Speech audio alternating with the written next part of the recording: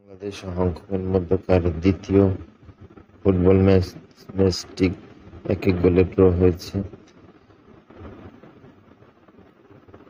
খেলার 36তম মিনিটে Matthew or পেনাল্টিতে বাংলাদেশের পক্ষে হংকংয়ের পক্ষে গোল করেন, ফলে হংকং 1-0 গোলে এগিয়ে থাকে।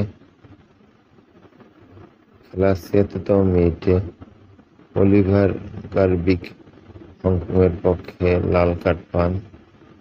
খেলার 84তম মিনিটে বাংলাদেশের রাকিব হোসেন গোল করেন, ফলে খেলা 1-1 গোলের সমতা বিরাজ করে এবং খেলার শেষ পর্যন্ত 1-1 গোলে শেষ হয়।